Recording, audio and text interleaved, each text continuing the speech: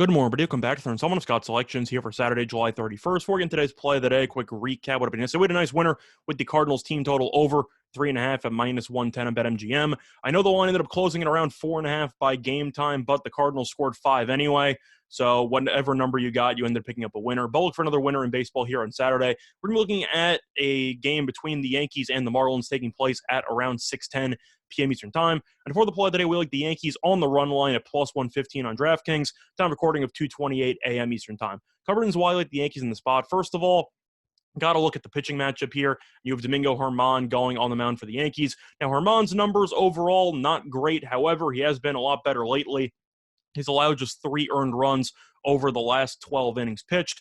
Plus, he had that 7-inning one-hit performance against Boston last Sunday, so he's in very solid form. Meanwhile, Miami has not officially announced who's going to be the starting pitcher, but whatever option it is, it's not going to be good because I can guarantee you it's not going to be Alcantara, it's not going to be Trevor Rogers, and it's not going to be Pablo Lopez. Alcantara pitched a couple days ago, so because of the lack of rest, he's clearly not going to pitch. Trevor Rogers, if you're curious where he's been on the IL, so he's not available, and Pablo Lopez is also injured, so all three of them will not be available for this game, which means that Miami is either going to call up a minor leaguer for a spot start or you're going to have a bullpen day. Either way, Yankees should have a pretty decent starting pitching advantage in this spot. Now, looking at the offenses, we know that the Yankees offense has had issues all season long.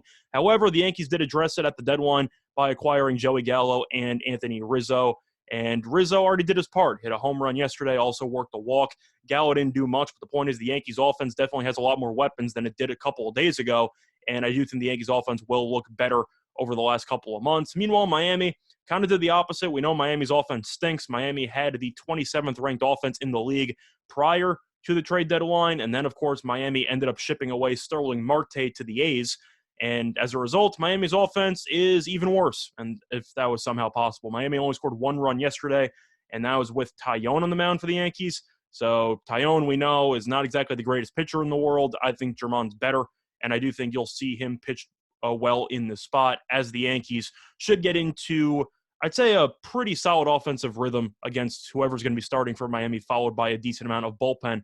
But if you want to talk about the last important point here, it might be a little bit early to talk about motivation because we're still technically in July, but the Yankees are still in playoff contention, only 3.5 back of Oakland for the wild card. Meanwhile, Miami is 10.5 back of a playoff spot. They're in last place, and with the injuries to the pitching staff and with the trade of Marte, it seems like Miami's content with just punting the season.